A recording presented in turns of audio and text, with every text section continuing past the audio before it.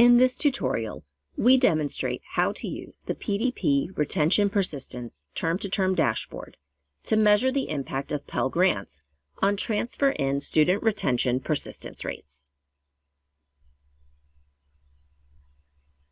The Retention and Persistence Term-to-Term Dashboard reports the retention and persistence rates for student cohorts after each term during their first 2 academic years for up to 8 consecutive terms.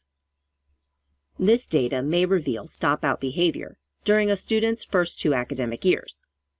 Stop-out is when a student fails to enroll in one term, but re-enrolls at a later term. At the institution level, stop-out behaviors result in enrollment declines for a term and increases in the following term. What is the difference between retention and persistence?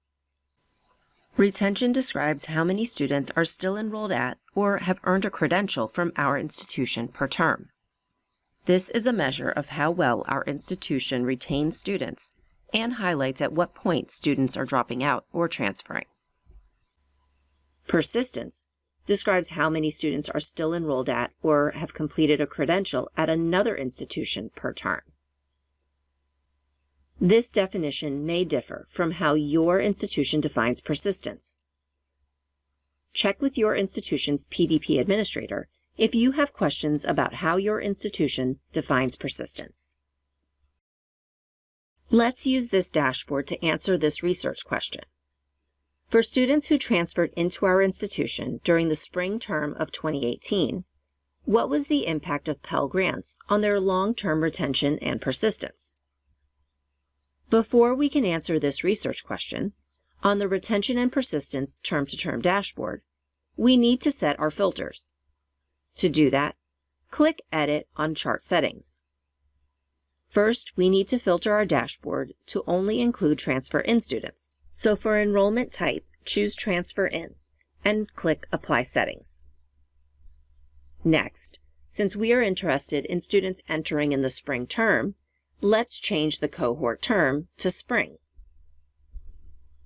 Then, since we're interested in the spring term of 2018, we need to set the cohort to 2017-18.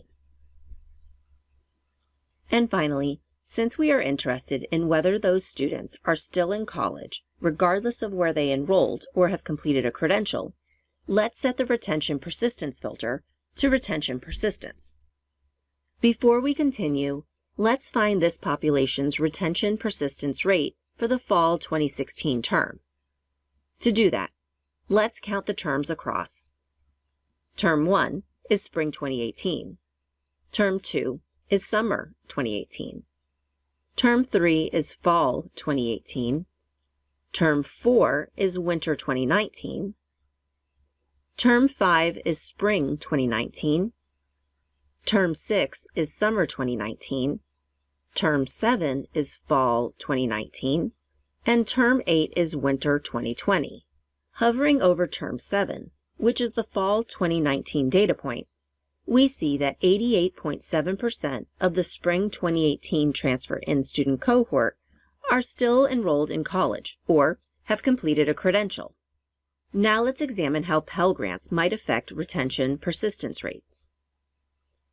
To do that, click Edit, which opens Chart Settings. Then, change Dimension to Pell Grant Recipient, and click Apply Settings. Now there are 3 lines in our line chart, one representing students who have not received Pell Grants, one representing those who have received Pell Grants, and one for those whose Pell Grant status is unknown.